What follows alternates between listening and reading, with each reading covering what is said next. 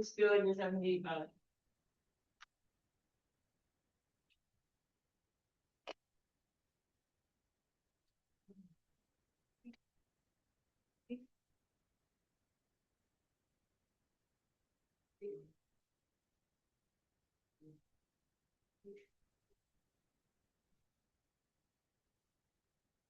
अच्छा, बातें कम।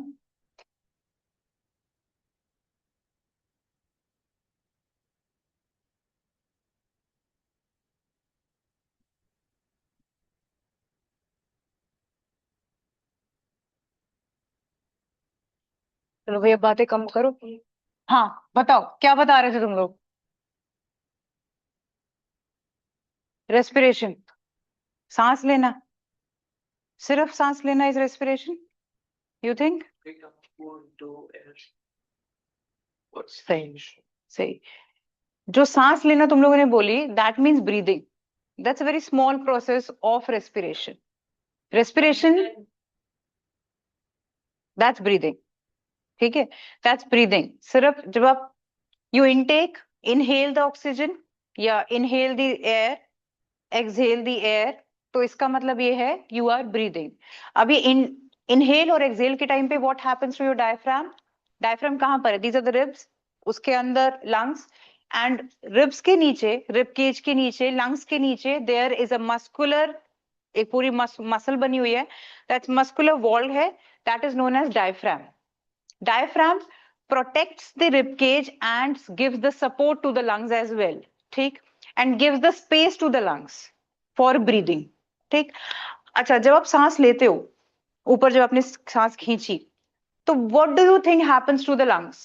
lungs आपकी expand करती हैं, that means your diaphragm also expands, ठीक है। diaphragm नहीं, sorry, your rib cage also expands. तो what happens to a diaphragm? diaphragm नीचे जाता होगा या ऊपर? It goes down. आपने सांस अंदर ली, आपका रिबकेज बढ़ा, जब रिबकेज बढ़ता है तो डायफ्राम कम हो जाएगा नीचे की तरफ, मतलब रिबकेज को स्पेस देगा वो, तो डायफ्राम नीचे की तरफ हो जाएगा। फिर आप जब रिलैक्स होगे, मतलब अपनी सांस छोड़ोगे, तो उस टाइम पे वो फिर वापस अपनी जगह पे ऊपर आ जाएगा, ठीक है। ये तो डायफ्राम पे चेंज आया। उसके बाद now I will talk to what happens to the pressure of the lungs. जब आप सांस अंदर खींचते हो, ठीक है, इनहेल करते हो, तो लंग्स पे प्रेशर ज्यादा होता होगा या कम होता होगा? गेस करो। When you take the air inside, lungs pressure कम करती हैं उस टाइम पे। एक छोटा सा एग्जांपल लेते हैं। प्रेशर, अगर मैं जनरली एक बात करूं, अगर वहां पे कोई एक जगह है, वहां पे ऑलरेडी एयर बहुत ज्यादा एंटर कर चुकी है, तो वो बाकी को जगह नहीं देगी एंटर करने की, तो डेफिनेटली उसे अपनी जगह कम करनी पड़ेगी। तो जब वो जगह अपनी प्रेशर कम करेगा, अपना एयर ऑलरेडी जो उसके अंदर प्रेजेंट उसको कम करेगा, प्रेशर को कम करेगा, तभी तो कहीं जाके बाकी की और एयर एंटर कर पाएगी। तो दैट इज वाई आपकी लंग्स को जिस टाइम पे आप इनहेल करते हो, तो इनहेलेशन के टाइम पे लंग्स पे प्रेशर कम होता है, उल्टा। और जब उसे रिलीज करते हो, एक्सहेल करते हो, तो वो प्रेशर ज्यादा होता है उस टाइम पे, यानी कि वापस अपनी जो पहले से उसमें जो एयर है, उसको वो वापस प्रेशराइज कर लेती है। और जब तुम्हें इनहेल करना है, तो उसको वापस कम कर देती है कि उसके लिए जगह बन जाए, जो आप नई एयर ले रहे हो, ठीक है। तो ये प्रेशर वाली चीज का ध्यान देना, कभी कभी क्वेश्चन आ जाता है ये। Now this is the simple differentiation between the breathing and the respiration. Generally, breathing is a kind of ventilation in which organism takes in the oxygen from the air, ठीक है, and gives out the carbon dioxide from your nostrils, ठीक। Whereas, और दूसरी चीज क्या है? It is just a rhythmic movement of your diaphragm and your lungs. Rhythmic movement है आपका पूरा, जिसमें क्या होता है? Gaseous exchange होता है। वहीं respiration is far much expanded form of all this, ठीक है। Respiration is very complex in living cells. Generally आप, ये होता है आपका सांस लेना, ब्रीदिंग जब आप सांस ले रहे हो, रेस्पिरेशन जब आपके सेल्स सांस ले रहे हैं, ठीक है। It means the cellular respiration of your cells inside. अब यहाँ पे it is the oxidation of glucose to cell and release the CO2 and energy. ये अभी तुम लोगों को मैं अच्छे से बताऊंगी। इसमें क्या क्या इन्वॉल्व होता है वही बताया। एटीपी का नाम आप लोगों ने सुना होगा, पिछले साल क्लास 9th में हमने एटीपी पढ़ा था। That's adenosine triphosphate. ठीक है, ये कहाँ प्रेजेंट होती है? माइटोकॉन्ड्रिया ऑफ द सेल में। ठीक है, डू यू नो माइटोकॉन्ड्रिया आपके सेल को कहाँ से मिलता है? फ्रॉम योर मदर और योर फादर? माइटोकॉन्ड्रिया आपको सिर्फ आपकी मदर से मिलता है, इसीलिए ओवम का साइज बड़ा होता है, क्योंकि उसे ज्यादा एनर्जी प्रोवाइड करनी होती है टू द जायगोट। तो आपके अंदर जितने भी माइटोकॉन्ड्रियाज हैं, they contain your maternal jeans mitochondria में, क्योंकि आपको माइटोकॉन्ड्रिया आपकी मदर से पास ऑन हुआ है। अगर इन केस फ्यूचर में आपके, यानी कि आप में अभी अगर आपका कोई माइटोकॉन्ड्रिया निकाल के आपकी इन्फॉर्मेशन लेना चाहे, तो वो आपके 100 से ऊपर, 100 to 1000 जनरेशन ऊपर मैटरनल इन्फॉर्मेशन निकाल सकता है। नानी, नानी की नानी, नानी की नानी की नानी, नानी वाला पूरा एरिया, वो वाला एरिया निकल सकता है, क्योंकि माइटोकॉन्ड्रिया जनरली मदर पूरा ट्रांसफर होता है।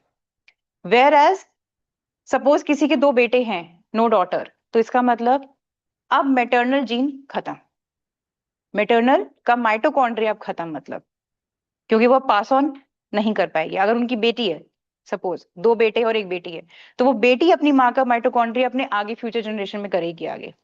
बट अगर 2 बेटे हैं तो वो माइटोकॉन्ड्रिया आगे पास ऑन नहीं कर पाएंगे, उनकी वाइफ करेगी। अब यहाँ से चेंज होता है। हम्म हम्म।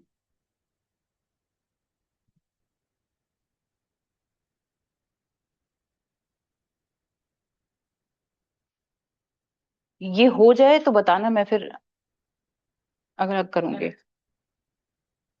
है, अभी नहीं है, आफ्टर द चैप्टर होगी, डालूंगी। बट इसका मतलब ये नहीं कि रिलैक्स होके बैठा है मस्त हवा खा रहा है। लिख, नॉट नेसेसरी इतना बड़ा बड़ा लिखो, तुम लोग अपनी लैंग्वेज में छोटा करके स्मॉल छोटे छोटे वर्ड्स में लिख लो, कुछ भी कर लो।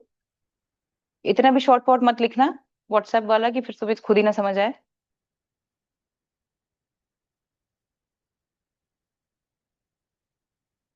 अभी रेस्पिरेशन के बारे में बहुत सारा लिखेंगे, अभी ब्रीदिंग सिर्फ मेन देख लो, रेस्पिरेशन तो भी बहुत करना है अभी।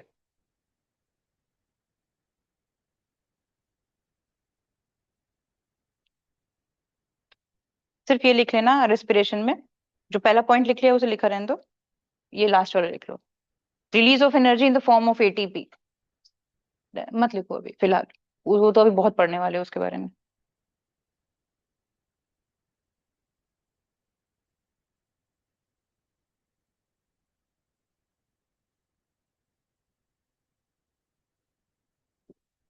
ओए ड्राइंग मत बना सिद्धवीर, इतना डिटेल्ड बॉर्डर, एक डंडी खींचनी है ऐसे? भाई बना ले नोट्स।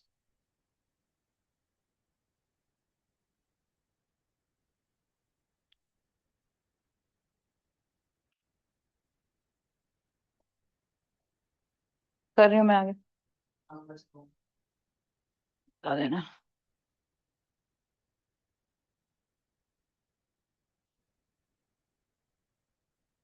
चलो, नाउ ये एक छोटा सा डायग्राम है, this is your cell. Now जो हमने डाइजेशन के टाइम पे पढ़ा था, पहला न्यूट्रिशन वाले पार्ट में पढ़ा था, we take in the oxygen, वो take in the food, then उससे एनर्जी आती है। अब्जॉर्प्शन वाला प्रोसेस था ना, स्मॉल इंटेस्टाइन से ब्लड में ऑब्जॉर्ब हुआ है। अब वो सारे न्यूट्रिएंट्स कहाँ गए? They goes inside your cells, वो सारे एक एक सेल पे गए in the form of glucose. ठीक है, सेल पे वो सारी चीजें ग्लूकोज के फॉर्म पे गई हैं। सांस के थ्रू आपने, रेस्पिरेशन के टाइम पे आपने क्या लिया? ऑक्सीजन लिया। ऑक्सीजन कहाँ पे पहुंची? आपके ब्लड में पहुंची, with the help of haemoglobin. RBCs and डब्ल्यूबीसीज में जो आरबीसी है, that's red blood cell, that is more and mostly affiliated to your only oxygen. वो सिर्फ ऑक्सीजन को खींचने की रखता है, CO2 उसको नहीं पसंद।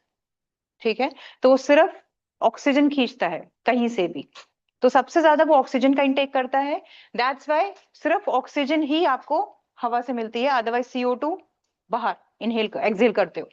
अब यहाँ पे फूड के थ्रू ग्लूकोज आया, एयर के थ्रू ऑक्सीजन आई, यहाँ पे एक रिएक्शन होगा, और वो रिएक्शन किस फॉर्म में आएगा आपका, you will get energy plus carbon dioxide plus water. ठीक है, अब यहाँ पे जो एनर्जी फॉर्म हुई है वो आपकी एनर्जी है। जब आप यू टॉक वॉक वो सब चीजें करते हो, बैठे हो, खेल रहे हो, एक्सरसाइज कर रहे हो, स्पोर्ट्स कर रहे हो, तो वो सारी energy is used up there. ठीक है, this is the CO2 which is completely waste for your body, वो निकल जाएगा थ्रू आर एक्सहेलेशन। और ये वाटर, एक्सेस ऑफ वाटर, वो भी निकल जाएगा थ्रू एक्सक्रीशन। ठीक है, वेयर एज जो काम का होगा वो बॉडी में बच जाएगा। अब यहाँ पे the main purpose of respiration is the release of energy from the oxidation of simple food molecules like glucose. Now first of all you in respiration you are using the molecules of glucose which you got from the process of nutrition, जिससे पहले हमने पढ़ा था। ठीक है, तो वो glucose आप यूज करते हो रेस्पिरेशन के टाइम पे। उसके बाद फोटोसिंथेसिस का जस्ट ये उल्टा होता है। अब यहाँ पे जरा ये फोटोसिंथेसिस की भी बात कर रहे हैं, लेकिन फोटोसिंथेसिस पहले जाने से पहले मैं थोड़ा लंग्स का आपको बताती हूँ। लंग्स का थोड़ा सा स्ट्रक्चर पे आते हैं। नहीं नहीं, चलो बाद में बता दूंगी एनिमल, सॉरी छोड़ो, फोटोसिंथेसिस पे करते हैं पहले। फोटोसिंथेसिस आप सबको पता है क्या होती है, क्या होती है, with the help of sunlight, chlorophyll, chlorophyll की हेल्प से वो सनलाइट कैप्चर करता है, फिर क्या करता है, उसका क्या क्या बनता है, ग्लूकोज, सही, ग्लूकोज ऑक्सीजन एंड वाटर उसका बनता है वहां पे। ठीक है, यहां पे विद द हेल्प ऑफ, बिल्कुल उल्टा कर दो उस रिएक्शन को, with the help of what, glucose oxygen, glucose is made, photosynthesis में जनरली क्या होता है, ग्लूकोज बनता है with the help of CO2 H2O, और ऑक्सीजन रिलीज होती है उस टाइम पे, राइट। इस वाले केस में क्या होता है, रेस्पिरेशन में आपकी ऑक्सीजन की हेल्प से CO2 रिलीज होती है एंड वाटर रिलीज होता है, रिएक्शन बिल्कुल ऑपोजिट है। ठीक है, glucose is broken down with the help of O2 to produce CO2 and water. तो यानी कि इस वाले को अगर मैं ऐसे लिखूं,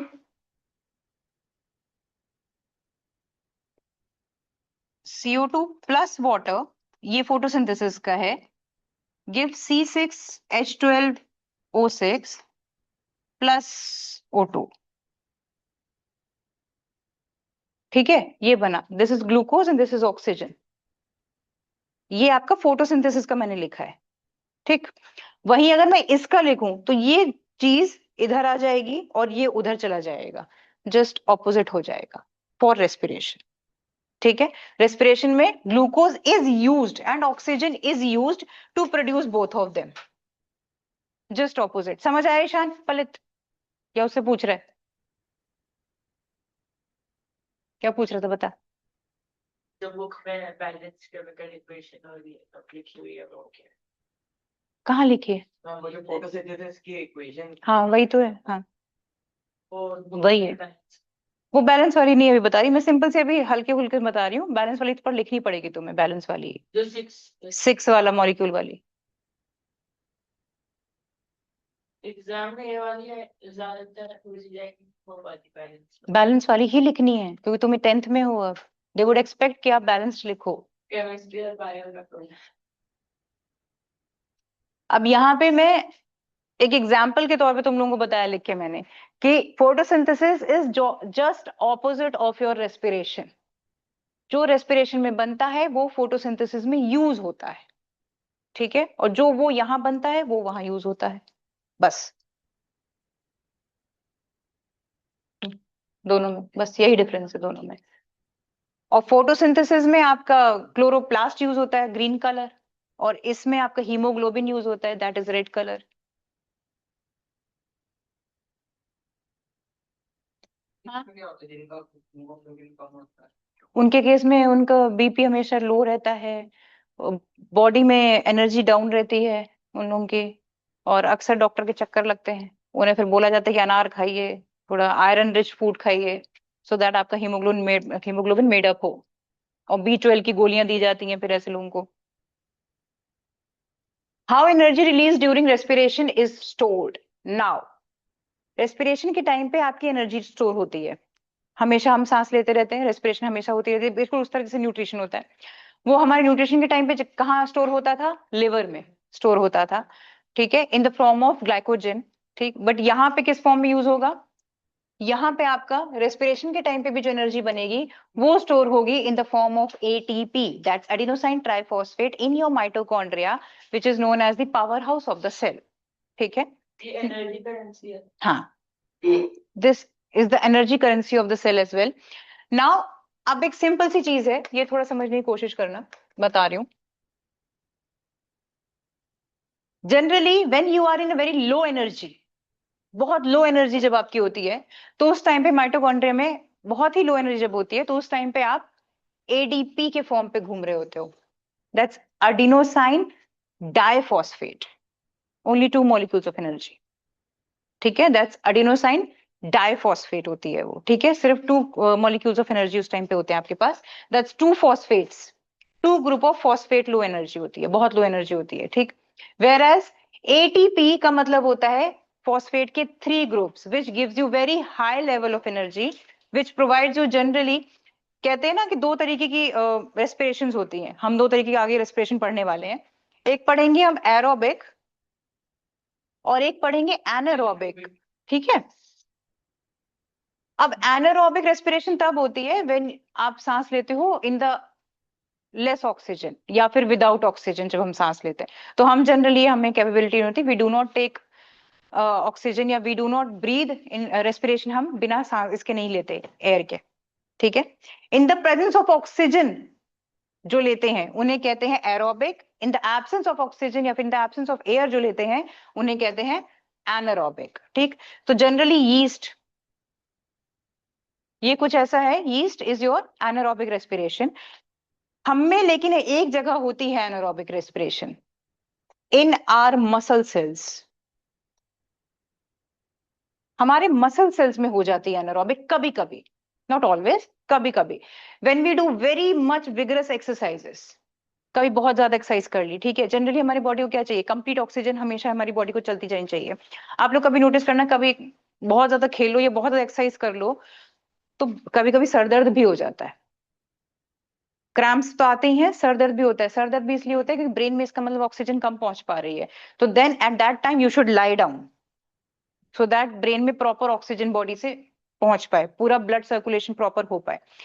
वेयर एज आपको जब कभी क्रैम्प्स पड़ते हैं, बहुत दौड़ लिए, एकदम से पैर में ऐसे करके नसें घूम गई, एकदम से घूम गई नसें, या एकदम से अकड़ आ गई, तुम लोग आ करके बैठ गए वहीं पे, इसका मतलब है क्रैम्प आ गए। वो क्रैम्प्स क्यों आते हैं, why they happen, just because क्या हुआ है, वहां पे लैक ऑफ ऑक्सीजन हो गई और आपके मसल सेल्स एनारोबिक रेस्पिरेशन पे चले गए। तो जब ऐसा होता है, जब मसल सेल्स पे एनारोबिक रेस्पिरेशन होती है, तो उस टाइम पे आपकी मसल्स के सेल से एक एसिड निकलती है, that is known as lactic acid, ठीक है। और जब लैक्टिक एसिड निकलती है तो उस टाइम पे आपको बहुत दर्द होता है, दैट दोज आर क्रैम्प्स, ठीक है, वो आपको दर्द करवाते हैं। तो इसीलिए उस टाइम पे क्या होता है, तो हॉट मसाज करो, थोड़ा गर्म पानी से, वार्म वाटर से थोड़ा मसाज करो, थोड़ा रिलैक्स होके बैठना चाहिए, रिलैक्स करना चाहिए, वहां पे कुछ स्प्रे वगैरह डाल के फिर थोड़ा या तो मसाज कर लो, तो वहां पे गर्माहट जब पहुंचेगी तो फिर नॉर्मल ब्लड फ्लो होने लग जाता है उधर पे, ठीक है। लेग शेक करने से फिर क्रैम्प्स कैसे चले जाते हैं अगर हम vigorously शेक करें leg को? इतना जोर से भी नहीं, लेकिन ऐसे शेक करने से क्या क्या होता है, जब रनिंग कर रहे हो या कोई एक पर्टिकुलर सिर्फ एक ही एक्सरसाइज कर रहे हो, तो क्या होता है, कंटिन्यूस उसी, सपोज ऐसे ऐसे करने बैठे, तुम ऐसे ऐसे कर रहे हो, अब इसकी वजह से मेरे यहाँ पे ऑक्सीजन का यहाँ ज्यादा यूज हो गया, इधर मेरे थाइस की मसल्स ने ज्यादा काम कर लिया और यहाँ की ऑक्सीजन चली गई अब, लेकिन फिर भी मैं करे जा रही हूँ, तो इसका मतलब क्या है, वहां पे लैक्टिक एसिड प्रोड्यूस होने लग जाएगी। तो उसके बाद घर वाले बोलेंगे ऐसे ऐसे करो, ऐसे ऐसे करने से क्या होगा, मूवमेंट चेंज होगी, तो ब्लड फ्लो इधर उधर थोड़ा आना, इधर उधर शुरू होगा, फिर आपने मूवमेंट चेंज करी अपनी, कंटिन्यूस सेम मूवमेंट में मत रहना फिर। मैम इनऑर्गेनिक फॉस्फेट एएमपी भी होता है। इनऑर्गेनिक फॉस्फेट टीएमटी, एएमपी भी होता है। एएमपी, हाँ एएमपी भी होता है, एंड एक्सन्स को वो वाला टीएमपी शायद ऐसे ही कुछ कहते हैं उसको भी, याद नहीं आ रहा मुझे, देखती हूँ, क्योंकि हाथ का उतनी ज्यादा तुम एक्सरसाइज नहीं करते है ना, दौड़ रहे हो तो किस कौन सी मसल से ज्यादा यूज हो रही है, लेग्स की ना, साइकिलिंग कर रहे हो तो भी लेग्स, हाँ तो उस टाइम पे आते हैं, उस टाइम पे क्रैम्प आते होंगे, डेफिनेटली उन लोगों को आते होंगे, बिल्कुल आते होंगे, मैंने कभी नहीं करे इसलिए मुझे नहीं पता, बट आते होंगे, सुना है मैंने।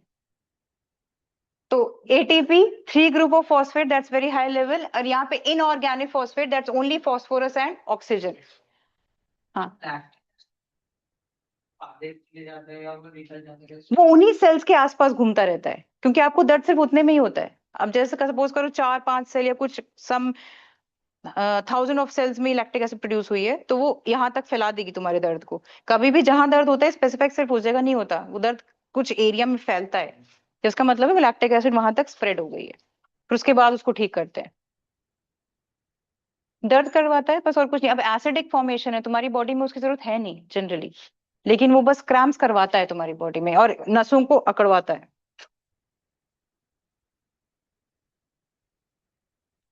ऑक्सीजन तो उतना ही ले रहे हैं, पर एनर्जी में और ज्यादा मिल जाती है जब चाहिए। तो स्टोर्ड है ना माइटोकॉन्ड्रिया में। खाना तो रेस्पिरेशन की तो जरूरत ही क्या है। तुम्हें नहीं अब, लेकिन मैंने क्या बोला, स्पेसिफिक एक जगह की हो जाती है। ऐसा नहीं कि ब्रेन एकदम से ब्रेन डेड हो गए वहीं गिर गए, ऐसा नहीं होता। एक सेलुलर रेस्पिरेशन है, हर हर तुम्हारे बॉडी पार्ट को ऑक्सीजन की प्रॉपर जरूरत पड़ रही है। अब अगर कभी अगर नोटिस किया कभी बहुत देर तक एक जगह हाथ रखे रखे खड़े हो जाओ, सुन्न हो जाता है हाथ की, नहीं हो जाता, उसमें चीटी चलने लगती है, बाद में फिर ऐसे ऐसे करते हो, ऐसे ऐसे करते हो, कहीं मारते हो, इधर उधर करते हो, वो क्यों करते हो?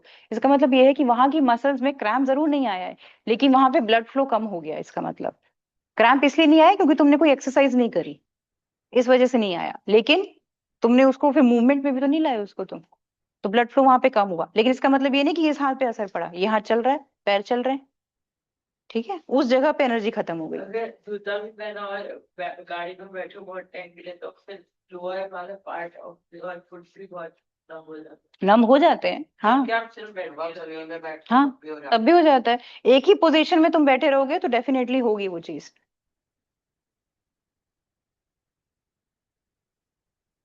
तो जनरली आपकी बॉडी में एडीपी के फॉर्म में, अभी जैसे अगर आप बहुत ज्यादा हाई लेवल पे नहीं हो, बहुत लो लेवल पे अगर घूम रहे हो अगर, तो आपकी बॉडी अभी एडीपी में चल रही है, जैसे मेरी चल रही है अभी एडीपी में, that is adenosine diphosphate, low energy, very low energy, ठीक है। बट यहाँ पे जब आप खा पी लोगे, थोड़ा फॉस्फेट ऐड होगा, एनर्जी ऐड होगी, तो वो किस पे कन्वर्ट होगी? एटीपी पे एनर्जी कन्वर्ट होगी। पूरा ही खोल लेती हूँ। तो that's ADP, that's very low energy, ठीक है। फॉस्फेट मिला, उसको एनर्जी मिली फ्रॉम द रेस्पिरेशन, और यहाँ पे तो फिर क्या बना आपका? ATP, that's very high level of energy. This is completely endothermic reaction. Now what is endothermic reaction? तुम लोगों ने भी पढ़ लिया ना पहला चैप्टर। एंडोथर्मिक रिएक्शन में अब्जॉर्प्शन ऑफ हीट होता है, ठीक है। तो यहाँ पे हीट इज अब्जॉर्ब्ड, ठीक। यहाँ पे when the cell is needed energy, अब यहाँ पे आपको एनर्जी चाहिए, ज्यादा खाए पिए, अब ऐसा नहीं कि मैंने सुबह से खाया नहीं, क्या जो लोग व्रत रखते हैं वो क्या पड़ जाते हैं सीधा? नहीं ना, उनकी एनर्जी चलते रहती, चलते फिरते रहते हैं, बोलते रहते हैं, बात करते हैं। तो इसका मतलब क्या है कि they are using their this वाली एटीपी, माइटोकॉन्ड्रिया वाली उनकी एटीपी यूज अप हो रही है, ठीक है। फिर उसके बाद पूरा दिन जब करते करते, फिर रात में आके उनकी एनर्जी लो होती है, ऐसे बहुत लोगों की, पूरा दिन एकदम ऐसे चले, एकदम ऐसे चले, लेकिन रात आते आते मेरे से कोई बात मत करो यार, मैंने वेरी लो एनर्जी, बस सो जाओ, पड़ जाओ, फिर अगले दिन उठ के खाना पीना खाया तब कहीं जाके एनर्जी आई। ये क्यों हुआ? बिकॉज आप क्या हुआ, now you are using that ATP पूरा दिन, देन वो साइकिल दोबारा कन्वर्जन पे जाएगी, ADP, phosphate, then energy, exothermic reaction. इस टाइम पे हीट जनरेट होती है। जब आप एक्सरसाइज करते हो तो आपको खुद लगता है धुआं निकल रहा है, जब बहुत एक्सरसाइज करते हो, बहुत दौड़ लेते हो, तो आपको खुद लगता है कि अब गर्म आ रहा है, स्वेटिंग हो रही है, तो that is your endothermic reaction, sorry exothermic reaction, जब बहुत ज्यादा अमाउंट ऑफ हीट इवॉल्व होती है, ठीक है। So that's your exothermic reaction. तो बॉडी टेस्ट करना तो बहुत ऐसे हॉट हाँ, तुम्हें खुद लगता है कि धुआं सा निकल रहा है, शायद लगता नहीं है, गर्माहट बहुत ज्यादा इस एरिया में लगती है। सेम जब आप बहुत गैस खा जाते वो तो सूर्य देवता है भाई। तो इसका पर्पस क्या है? Contraction of muscles, conduction of nerve impulse, synthesis of proteins and many other activities related to the function of cells. ये सारी चीजें आपकी, ये क्यों होती है? और बिकॉज ऑफ ऑल दिस। तो actually this is a cycle, ठीक है, इट्स अ साइकिल। एटीपी है, आपने यूज अप कर ली, फिर दोबारा वो एडीपी बन गया, फिर खाना पीना खाया, रेस्पिरेशन ली, दोबारा एटीपी बना, फिर यूज अप कर लिया, फिर एडीपी बन गया। ये कंप्लीट साइकिल आपकी खत्म नहीं होती, चलती रहती है। दिस इज अ साइकिल, ठीक है।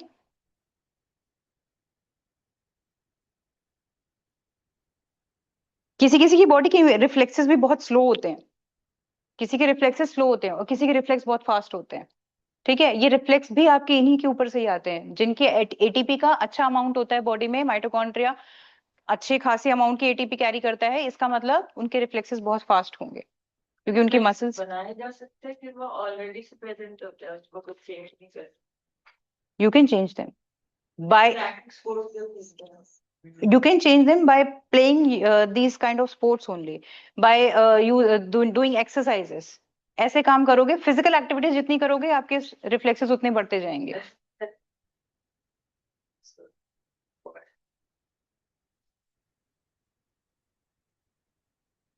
ये होता है। मेरे रिफ्लेक्सेस तो शायद आफ्टर बिकमिंग मदर मेरे ज्यादा हुए थे, उससे पहले मेरे बेकार थे।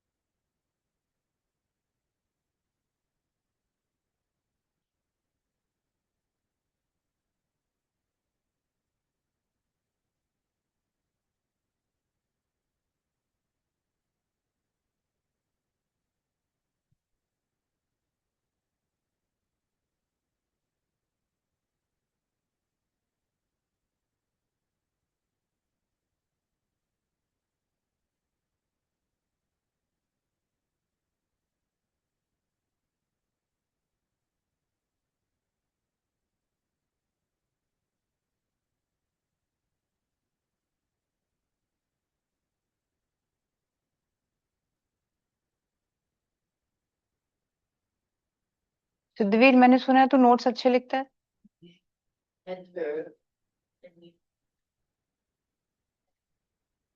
वही मैं अभी सोच रही हूँ, मैं देखूंगी तेरे नोट्स कितने अच्छे लिख रहा है। मेरे दिखेंगे भी नहीं, जल्दी कर।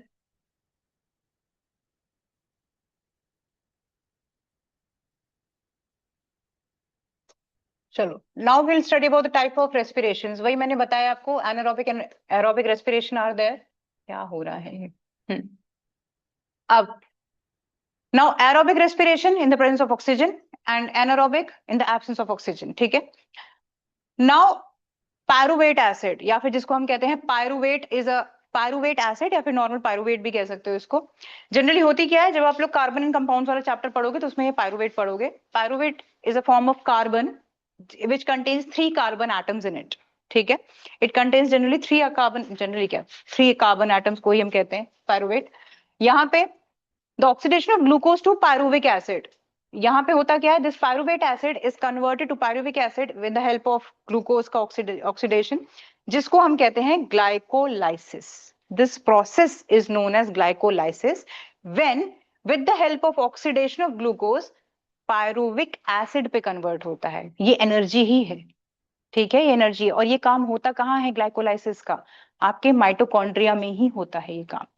ठीक है, तो ग्लाइकोलाइसिस आपके माइटोकॉन्ड्रिया में ही होगा, साइटोप्लाज्म में नहीं होगा। ठीक है, तो एनर्जी जब भी आपकी लो लेवल ऑफ एनर्जी की बात करी जाए तो वो साइटोप्लाज्म में होगी। हाई लेवल ऑफ एनर्जी यानी एटीपी की बात होगी तो वो माइटोकॉन्ड्रिया में होगी। ठीक है, ये चीज समझ में आई? लो लेवल साइटोप्लाज्म पे जाता है, हाई लेवल माइटोकॉन्ड्रिया में जाता है। ठीक है, नाउ व्हाट इज ग्लाइकोलाइसिस? जब द ऑक्सीडेशन ऑफ ग्लूकोज, मतलब कि ग्लूकोज जब ऑक्सीजन से मिलता है तो उस टाइम पे पायरुविक एसिड बनती है, that is known as glycolysis. ठीक है, तो glycolysis occurs in the cytoplasm and not in mitochondria. This process doesn't require oxygen at all. क्या मैंने उल्टा बोल दिया था कैसे पहले? Oh I am so sorry, I am so sorry. Glycolysis occurs in cytoplasm, sorry, दोबारा सारा को डिलीट कर दो। तो कहाँ होता है ग्लाइकोलाइसिस? साइटोप्लाज्म में होता है। ठीक है, माइटोकॉन्ड्रिया में नहीं होता। ठीक, and the process doesn't require oxygen at all. फिलहाल नहीं होता क्योंकि वो ऑलरेडी ग्लाइकोलाइज होके आया हुआ है, वो ऑलरेडी ग्लूकोज ऑक्सीडेशन से मिला हुआ है, तो यहाँ पे उसे ऑक्सीजन दोबारा नहीं चाहिए। तो ये साइटोप्लाज्म में होगा, ये लो लेवल है। ठीक है, ग्लाइकोलाइसिस। पायरुवेट एसिड तुम्हारी बॉडी में यूज होता है, इसे एनर्जी पे कन्वर्ट करना है। पायरुवेट एसिड तुम्हारी एनर्जी पे कन्वर्ट करता है। जो एटीपी है ना, एडिशन ट्राइफॉस्फेट बोल रही हूँ ना मैं, ये वही है, पायरुवेट एसिड के ही फॉर्म्स हैं, मॉलिक्यूल्स हैं ये, उसी के ही हैं। ग्लूकोज का पैरिक एसिड में कन्वर्ट होना ग्लाइकोलिक एसिड कहलाता है। कन्वर्ट होने के लिए ऑक्सीजन से रिएक्ट करना होगा। वो पहले से ही होके आता है वहां पे, वो पहले से ही होके आता है वहां पे, ऑक्सीडाइज्ड ग्लूकोज ही आता है साइटोप्लाज्म में। तो यहाँ पे साइटोप्लाज्म में फिर दोबारा उसको ऑक्सीजन नहीं चाहिए। लो लेवल ऑफ एनर्जी प्रोवाइड करता है ना साइटोप्लाज्म में, लो लेवल ऑफ एनर्जी है, यानी हल्की फुल्की एनर्जी प्रोवाइड कर रहा है, छोटा मोटा काम तुम्हारा हो रहा है। ठीक है, ये सारे काम हो रहे हैं, एकदम से बेहोश नहीं हो रहे, एकदम ब्लैकआउट नहीं हो रहे हो, वो वाले काम करवा रहा है ये ग्लाइकोलाइसिस। ठीक है, अब पायरुवेट फॉर्म कैसे होता है?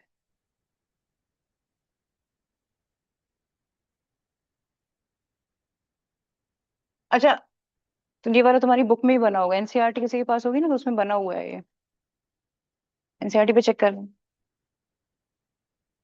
अब सबसे पहले पहले ये कर लेते हैं, फिर उसके बाद चेक करते हैं। चलो ये कर लेते हैं। पायरुवेट दो तरीके से फॉर्म हो सकता है। एक, अगर ऑक्सीजन उसे मिल गई सपोज, ठीक है, और सपोज उसे ऑक्सीजन नहीं मिली तो क्या होगा, चलो देखते हैं। इन केस पायरुवेट कैसे, oxygen is present in the cell, suppose cell में ऑक्सीजन है, तो क्या होगा, पायरुवेट कंप्लीटली ऑक्सीडाइज हो जाएगा। ठीक है, यानी कि सेल में ऑक्सीजन अच्छी खासी थी, पायरुवेट पूरी तरह ऑक्सीडाइज हुआ है, आपको लार्ज अमाउंट ऑफ एनर्जी मिली है, CO2 H2O एंड एनर्जी आपकी ये तीन में डिकम्पोज हुआ है वो। ठीक है, ये तीन में टूटा है वो, तो यानी कि यहाँ पे large amount of ATP is produce with CO2 H2O and energy, completely oxidize हो गया ये। ठीक, ये काम हुआ है कहाँ पे, ये काम होगा माइटोकॉन्ड्रिया में, ये वाला। ठीक है, ये वाला काम, ऑक्सीजन सपोज नहीं है प्रेजेंट सेल में, तो कैसे पायरुवेट फॉर्म होगा, अगर नहीं है तो फिर इथेनॉल प्लस CO2 बन जाएगा। इथेनॉल हम में नहीं बनेगा, हम में नहीं बनता, हम में लैक्टिक एसिड बनती है। ठीक है, तो इथेनॉल प्लस CO2 जो कि लैक्टिक एसिड एंड लैक्टेट बनाएगा, which is a very less energy. हम में डायरेक्टली इथेनॉल नहीं बनता, हमारा कंप्लीट लैक्टिक एसिड पे आता है, यीस्ट में बनता है इथेनॉल पूरी तरह। ठीक है, यीस्ट लैक्टिक एसिड नहीं बनाता। तो ऑक्सीजन इज नॉट प्रेजेंट है अगर, तो ethanol plus CO2 that is lactic acid तुम्हारी ये बन जाएगी। ठीक है, जो कि बहुत ही लेस अमाउंट ऑफ एनर्जी है। जनरली मैं बोलूं, this contains 2 ATP only, very less energy, सिर्फ 2 ATP होती है इस पे। वेर ये वाली अगर मैं एनर्जी की बात करूं, तो ये वाली एनर्जी कंटेन्स योर 38 ATPs। ठीक है, it contains your 38 ATPs, whereas ये low level of energy contains your 2 ATPs only. ठीक, अब बुक पे चेक करना, ये वाला आपके बुक में बना हुआ है। ठीक है, अब इस पे है क्या, उन्होंने वही बताया है कि तीन चीजें हो सकती हैं इस पायरुवेट के साथ, यहां तक तो सब कॉमन रहता है। यानी वो ये कह रहे हैं कि ग्लूकोज जो कि आपका 6 कार्बन की मॉलिक्यूल्स हैं, C6H12 कहता है ना, C6H12O6, तो यहाँ पे ग्लूकोज यानी कि 6 मॉलिक्यूल्स ऑफ कार्बन है। साइटोप्लाज्म में क्या काम होता है, साइटोप्लाज्म में उसका पायरुवेट में टूटना तय है। ठीक है, वो पायरुवेट से बनता ही बनता है, क्योंकि वहां पे 3 carbon molecules and energy form होंगे, ये साइटोप्लाज्म में इतना काम हुआ है। अब इसके बाद तीन चीजें डिपेंड करती हैं, अगर प्रॉपरली उसको ऑक्सीजन मिल गई है, ठीक है, इन केस उसे ऑक्सीजन मिल गई है, तो what will happen, carbon dioxide plus water plus energy बनेगी। ठीक, इन माइटोकॉन्ड्रिया, ध्यान देना ये काम कहाँ होता है, माइटोकॉन्ड्रिया में होगा। ठीक, इन केस उसे ऑक्सीजन नहीं मिली है, ये हम अपनी बात कर रहे हैं मसल सेल्स की, ठीक, तो क्या होगा, लैक्टिक एसिड प्लस एनर्जी बनेगी, that is only 3 carbon atoms. ठीक, इन केस एब्सेंस, यहाँ लैक है यहाँ एब्सेंस है, वर्ड का ध्यान देना, हमारे से एब्सेंस नहीं होती, लैक होती है हमारी मसल्स में। ठीक है, whereas when you talk about yeast, तो यहाँ एब्सेंस चलती है, ये बिना उसके ले लेता है सांस। तो एब्सेंस ऑफ ऑक्सीजन में क्या, इथेनॉल बनेगा, CO2 एंड एनर्जी बनेगा, यहाँ पे ओनली 2 कार्बन मॉलिक्यूल्स, यानी बहुत ही लो अमाउंट ऑफ एनर्जी है, ये 2 कार्बन मॉलिक्यूल्स है, 3 है, और ये लॉट ऑफ है ऑफ कोर्स। ठीक है, तो इन दोनों केसेस, ये वाले केस में आपके 38 मॉलिक्यूल्स बनेंगे ATP के, वेयर एज इन केसेस में ऊपर वालों में 2 ATPs बनेंगे। इतनी एनर्जी सिर्फ आएगी, बहुत लो ADP है एक तरीके से, डाइफॉस्फेट पे आ जाएगा वापस। समझ में आया ये चीज, ये समझ आई कि पता, तो मैं वही सोची कितनी देर बहुत बोला क्यों नहीं किसी ने ये चीज। Ethanol is not completely alcohol. अभी तुम जब अल्कोहल का एक वो कार्बन कंपाउंड मैंने इसलिए बोला था, वो चैप्टर में जब तुम ये पूरा अल्कोहल के ऊपर जब स्टडी करोगे ना, तो तुम ये मत सोचना कि हम ये सारा उनके बारे में पढ़ रहे हैं। वहां बहुत तरीके की ethanol, methanol, different different kind of तुम लोग अल्कोहल्स पढ़ने वाले हो वहां पे। And all alcohols are not पीने वाली अल्कोहल्स, ठीक है? तो ये वो नहीं है एग्जैक्टली एडिबल बहुत कम होते हैं ना देखो, हाँ, बाकी तो इंडस्ट्रियल और मेनली हाँ। हाँ,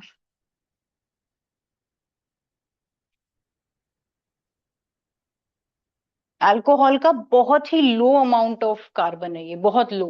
यानी इतना नहीं कि इडली खा के नशे में घूम रहे हो या डोसा खा के, क्योंकि इडली एंड डोसा में yeast is used sometimes batter फुलाने के लिए। वो तो पिज्जा हाँ वही, हाँ, इन सब इनमें तो अपने आप ही बन जाता है कई बार, आप ये अगर नहीं भी डालोगे तो भी हवा से आ जाए। पोटैटो से भी, हाँ, पोटैटो और राइस इन सब से बनता है। तो ये हो गया, समझ में आई? ये समझ में आ गया तुम? आया? नहीं? हाँ, तो क्या होता है? क्या क्या होता है? पुरवेट? पायरुवेट इज एनर्जी, या तो कह लो पायरुवेट आपकी पायरुविक एसिड ही है जो कि पायरुवेट फॉर्म पे है। 3 कार्बन एटम्स आपका पायरुवेट है। जिस तरह ग्लूकोज 6 कार्बन एटम्स का होता है, ग्लूकोज 6 कार्बन एटम्स का होता है, पायरुवेट 3 का होता है। अब एरोबिक रेस्पिरेशन, अब वो जो 3 मैंने बताए थे ना वहां पे, ये उन 3 का ही तोड़ तोड़ के यहाँ बताया हुआ है। यहाँ पे glucose in the presence of air में क्या क्या होता है? ग्लूकोज ग्लाइकोलाइसिस होता है, साइटोप्लाज्म में होता है, पायरुवेट बनता है। अगर प्रेजेंस ऑफ ऑक्सीजन मिल गई जो कि माइटोकॉन्ड्रिया में होगा तो ये 3 चीजें बनेंगी, ठीक है?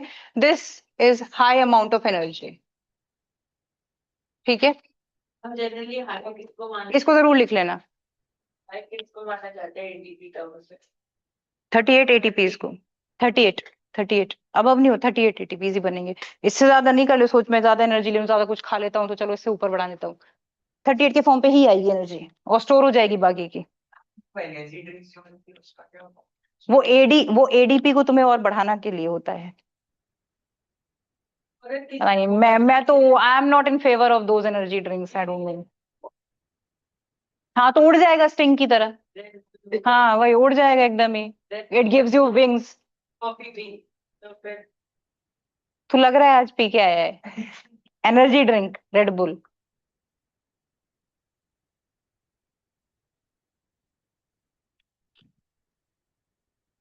तो बाकी एनर्जी स्टोर हो जाता है।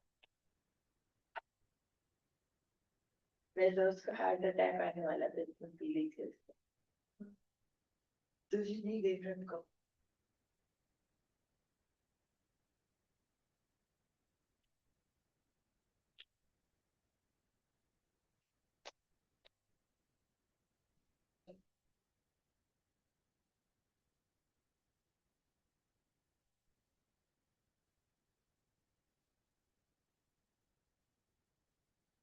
तो ग्लाइकोलाइसिस तो होगा ही होगा, जो कि सब में ही कॉमन है। यीस्ट ले लो चाहे कोई सा भी ले लो, ग्लाइकोलाइसिस होना ही होना है इन द साइटोप्लाज्म, ठीक? उसके बाद पायरुवेट के ऊपर डिपेंड करता है कि वो उसको सेल में ऑक्सीजन मिलती है कि नहीं मिलती।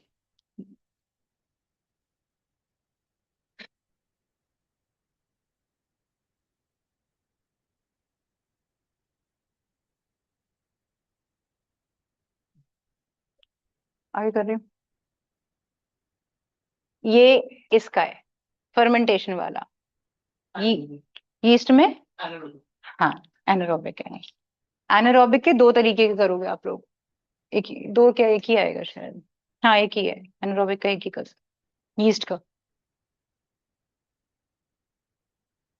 जब भी हम किसी भी अल्कोहल को रिप्रेजेंट करते हैं जिसके पीछे O L, alcohol, ethanol, methanol जब बोलते हैं, उसके पीछे हमेशा ओ एच लगा होता है। किसी के भी पीछे अगर ओ एच है and with 2 carbon atoms with O H, that means ethanol, eth, ठीक है? प्रोपेनॉल,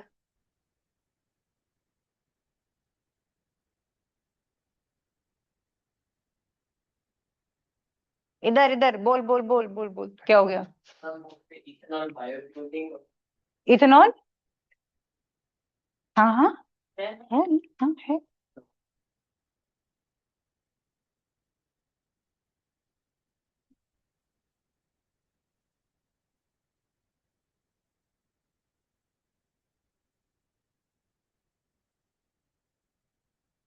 तो fermentation of sugar is also is use for anaerobic respiration, उसी की वजह से ही होती है फर्मेंटेशन ऑफ शुगर, जिससे आपकी अल्कोहल एक्चुअली बनती भी है।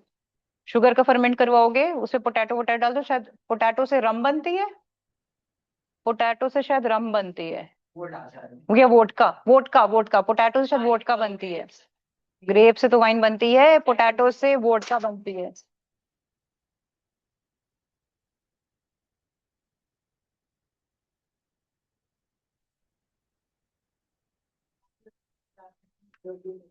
अब वहां पे ये बताया कि human just generally obtain aerobic respiration only, but anaerobic respiration takes place sometimes in the muscle cells.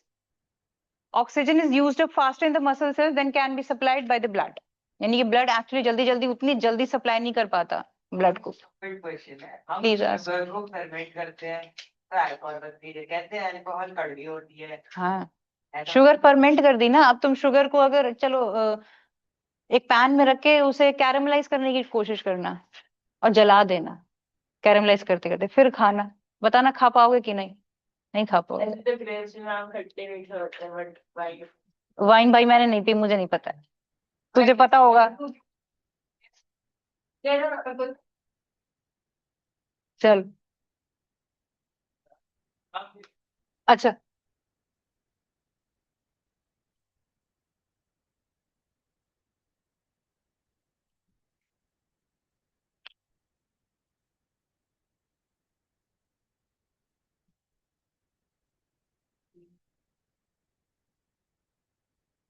ये हुआ यहाँ तक।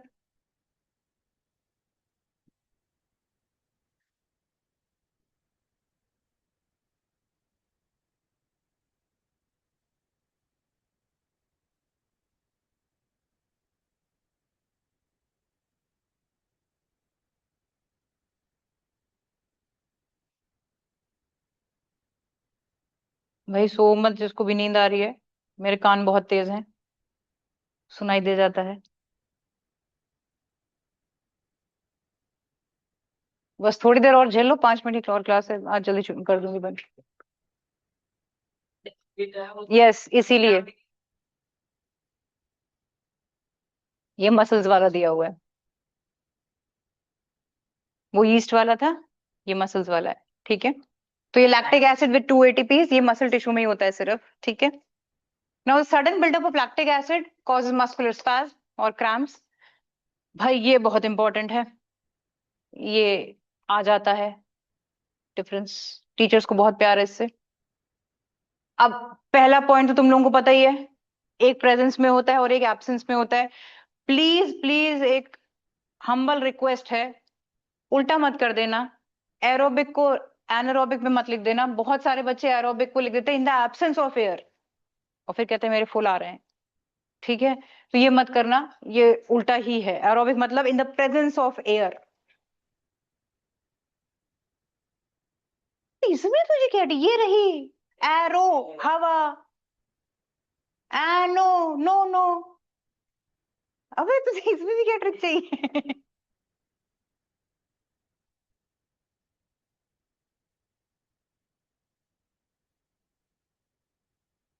हाँ सही कह रहा था, हाँ, बहुत हल्का फुल्का था, इतने सारे नहीं थे चीजें, बट छोटी मोटी चीजें थी। पहले 2 पॉइंट्स। पढ़ाने की कोशिश तुम्हें बचपन से हो रही है, बस वो बात अलग है कि हाँ। In aerobic respiration complete oxidation हो जाती है, यहाँ पे इनकम्प्लीट ऑक्सीडेशन होती है। End products carbon dioxide and water ही बनते हैं, इसके एंड प्रोडक्ट्स आपके या तो इथाइल अल्कोहल, देख के कंफ्यूज मत होना, इसको इथेनॉल भी कहते हैं, दूसरा नाम है इथेनॉल का इथाइल अल्कोहल, ठीक है। And lactic acid and CO2, small amount of energy that's 2 ATP and large amount of energy is liberated 38 ATPs, ठीक। ये लिखो या ना लिखो that's completely fine, ये वाला मत लिखना, कोई बात नहीं। हाँ किलो कैलोरीज, वो अमाउंट ऑफ एनर्जी दी हुई है, ATP को इस पे कन्वर्ट किया हुआ है किलो कैलोरीज पे। बहुत होता है ऐसे। कर सकते हैं, कुछ होता है इनका। बैक एक्सरसाइज ही काम चल जाए। करने हैं भाई, कर लियो भाई, कर लियो।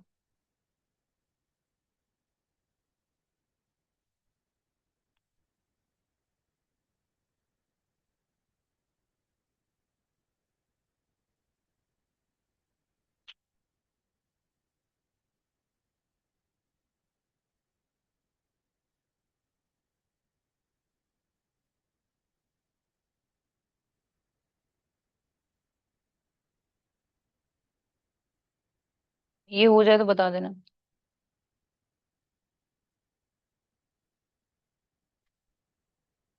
कम से कम 4 तो तुम्हें पता ही होने चाहिए डिफरेंसेस। 5 लिख लो, तब कहीं जाके 4 याद होंगे। कुछ कह रहा है बयान? कई बार ऐसा होता है, टीचर 2 मार्क में 4 पॉइंट बोल देती है लिखने के लिए। Incomplete oxidation. इनकम्प्लीट ऑक्सीडेशन कहाँ लिखा है? Second one. कंप्लीटली ऑक्सीडाइज नहीं होता ना वहां पे। The glucose molecule is incompletely oxidize. Completely oxidize नहीं होता, पायरुवेट बनता है बट कंप्लीटली नहीं बनता। जी कंप्लीट होती है उसको। कम।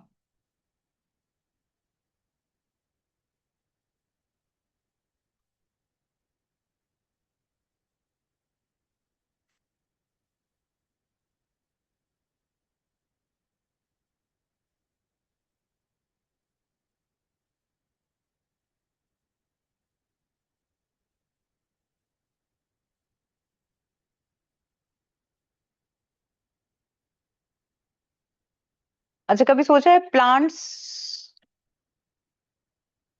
जनरली क्या सुबह शाम हमेशा ही क्या प्लांट्स क्या रिलीज करते हैं? CO2 रिलीज करते हैं ना, carbon dioxide released. Yes ma'am कह रहे हैं oxygen is released in the plants. भाई प्लांट्स ऑक्सीजन निकालते हैं, वो CO2 यूज करते हैं। तो जब वो लोग ऑक्सीजन बाहर निकालते हैं तो क्या लगता है वो दिन रात दोनों में सेम तरीके का काम करते होंगे? हमेशा ही ऑक्सीजन बाहर निकलती है उनसे। क्या?